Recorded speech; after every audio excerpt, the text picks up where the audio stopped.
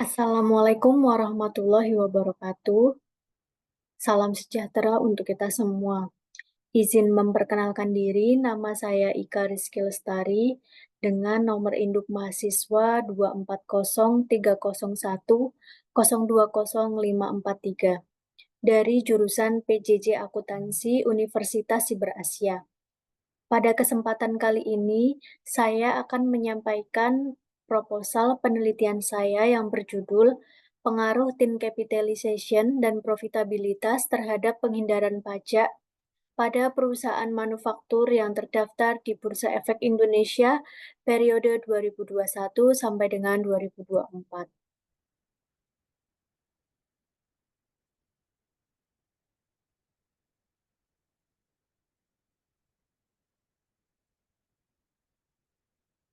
Latar belakang penelitian saya yaitu perpajakan menjadi sumber utama penerimaan negara di Indonesia. Namun, optimalisasi penerimaan pajak masih menghadapi tantangan besar, yaitu tax avoidance. Terdapat berbagai faktor yang berpengaruh terhadap praktik penghindaran pajak. Di antaranya adalah tin capitalization dan tingkat profitabilitas perusahaan. Tin capitalization yaitu pembiayaan perusahaan dengan utang dalam jumlah besar dibanding modal sendiri untuk mengurangi beban pajak melalui pembayaran bunga pinjaman. Dengan membayar bunga atas utang, perusahaan dapat menurunkan laba yang dikenakan pajak, sehingga beban pajak yang harus dibayar pun ikut berkurang.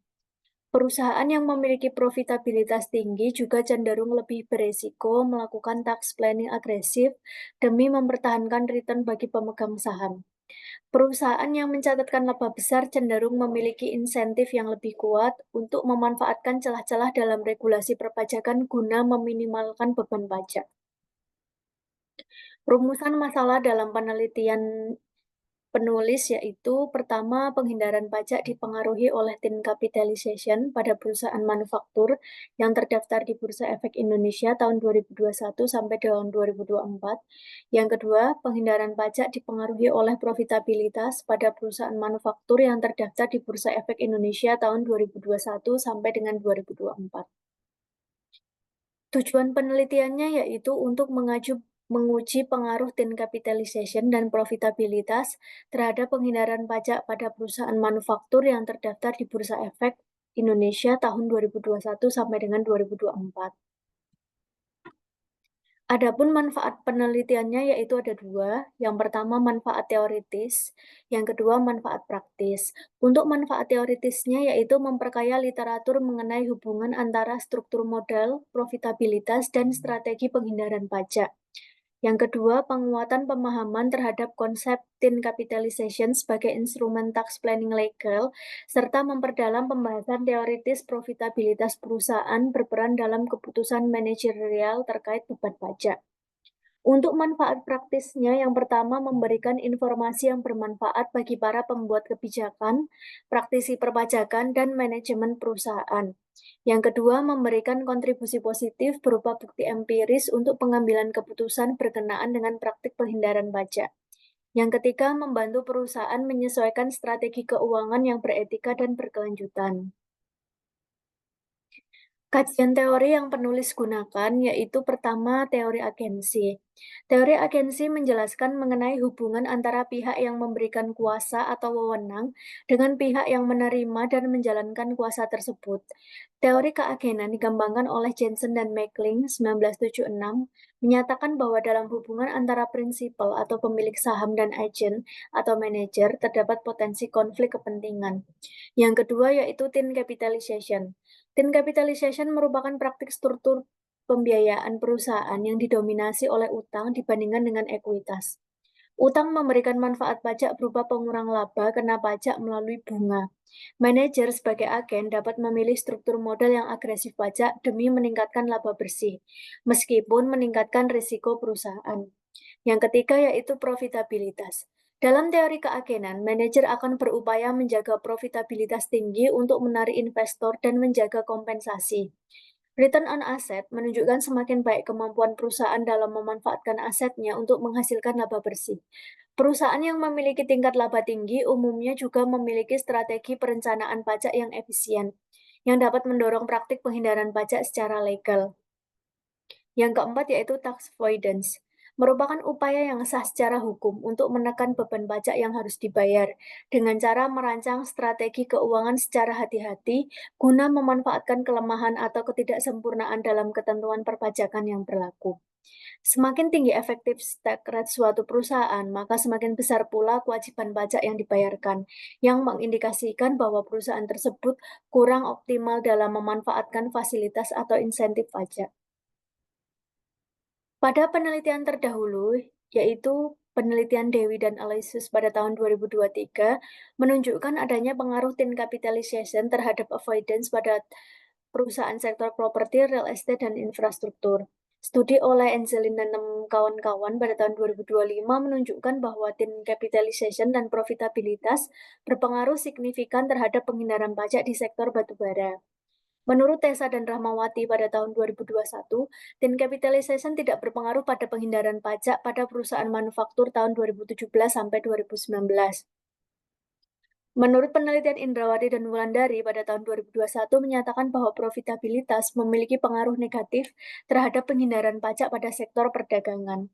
Yang terakhir yaitu menurut Isti'anah pada tahun 2022, dan capitalization dan profitabilitas pada perusahaan sektor restoran, hotel, dan pariwisata tidak berpengaruh terhadap keputusan perusahaan untuk melakukan penghindaran pajak. Hipotesis penelitian yaitu H1 terdapat pengaruh positif tin capitalization terhadap penghindaran pajak pada perusahaan manufaktur yang terdaftar di Bursa Efek Indonesia periode 2021 sampai 2024. H2 terdapat pengaruh positif profitabilitas terhadap penghindaran pajak pada perusahaan manufaktur yang terdaftar di Bursa Efek Indonesia periode 2021 sampai 2024. Penelitian ini menggunakan metode kuantitatif dengan data sekunder berupa laporan keuangan tahunan perusahaan yang diperoleh dari situs resmi Bursa Efek Indonesia. Penelitian ini difokuskan pada perusahaan manufaktur yang terdaftar di Bursa Efek Indonesia selama periode tahun 2021 hingga 2024 dengan kriteria tertentu. Variabel tin capitalization dalam penelitian ini diukur menggunakan rasio utang terhadap ekuitas sebagai indikator utama struktur permodalan. Yang ketiga, variabel profitabilitas diukur dengan menggunakan return on asset sebagai indikator kinerja keuangan perusahaan. Yang keempat, variabel penghindaran pajak diukur menggunakan effective tax rate atau indikator dan tersedia dalam laporan keuangan perusahaan. Yang kelima, hasil yang diperoleh berupa ada atau tidaknya pengaruh tin capitalization dan profitabilitas terhadap penghindaran pajak.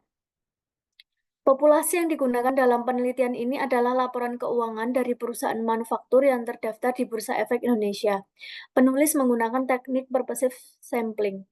Populasinya yaitu sebanyak 227 dengan kriteria yaitu mengurangi perusahaan manufaktur yang pindah sektor atau delisting sebanyak 53, kemudian mengurangi perusahaan yang tidak melaporkan laporan keuangan dan melaporkannya namun tidak tepat waktu selama periode tahun 2021 sampai dengan 2024 sebanyak 40, kemudian mengurangi perusahaan yang tidak menggunakan mata uang rupiah sebanyak 22, kemudian perusahaan yang tidak mendapatkan laba sebelum dan sesudah pajak itu ada 40, sehingga didapatlah sampel penelitian sebanyak 72.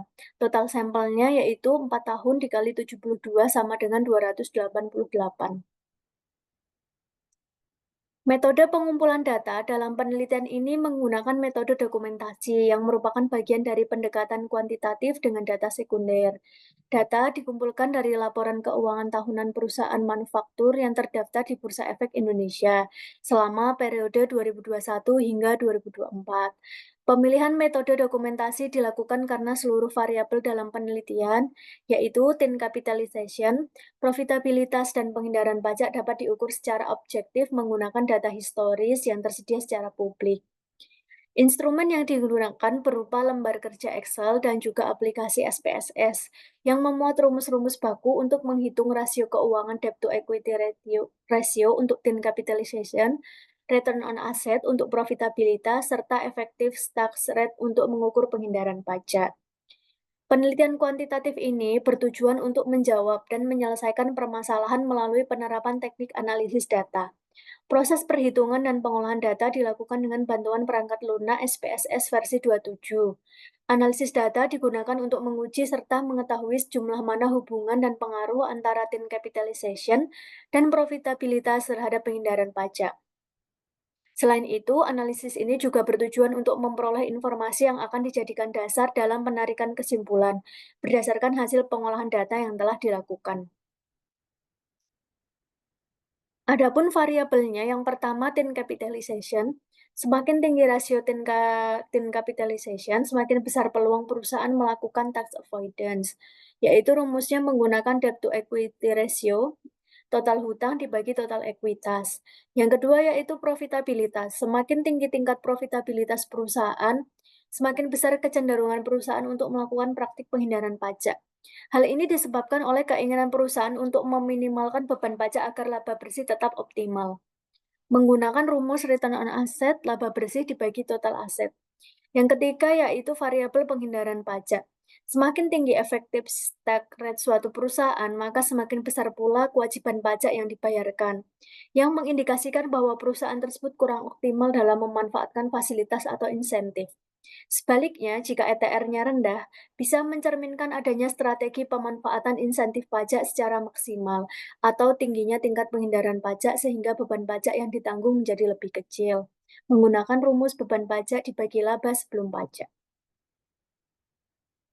Implementasi metode usulannya, yang pertama penulis melakukan uji statistik deskriptif untuk menyajikan data dalam bentuk ringkasan seperti nilai rata-rata, nilai maksimum dan minimum, standar deviasi, skewness, dan kurtosis.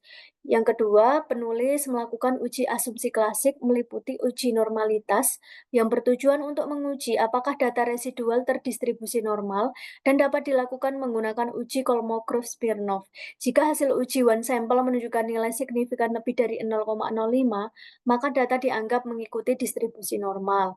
Kemudian melakukan uji multikolonaritas yang bertujuan untuk mengidentifikasi apakah dalam model regresi terdapat hubungan antar variabel independen yang bersifat saling mempengaruhi.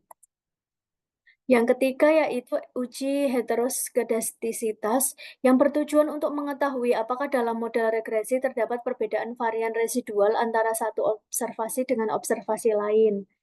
Satu model regresi dikatakan baik atau memenuhi asumsi homoskedastisitas jika tidak ditemukan gejala heteroskedastisitas. Yang selanjutnya yaitu melakukan uji autokorelasi, yang digunakan menilai kekayaan model regresi dengan menguji apakah terdapat hubungan antara kesalahan residual pada periode T dengan kesalahan residual pada periode sebelumnya atau T-1. Selanjutnya, penulis melakukan uji analisis regresi linear berganda, merupakan pendekatan statistik yang digunakan untuk menelusuri sejauh mana sejumlah variabel independen mempengaruhi variabel dependen utama dalam suatu studi. Kemudian, penulis melakukan uji koefisien determinasi, digunakan sebagai indikator untuk menilai sejauh mana kemampuan model dalam menjelaskan variasi yang terjadi pada variabel dependen. Nilai R berada dalam rentang 0 hingga 1. Apabila nilai R rendah, maka hal ini menunjukkan bahwa kontribusi variabel independen dalam menjelaskan perubahan pada variabel dependen masih sangat terbatas. Sebaliknya, nilai R kuadrat yang mendekati angka 1 menunjukkan bahwa hampir seluruh variasi pada variabel dependen dapat dijelaskan oleh variabel independen yang digunakan dalam model. Kemudian, penulis melakukan uji kelayakan model atau uji F, yang bertujuan untuk menilai apakah secara simultan variabel-variabel independen yang digunakan dalam model memiliki pengaruh signifikan terhadap variabel dependen, serta untuk menentukan kelayakan model regresi secara keseluruhan.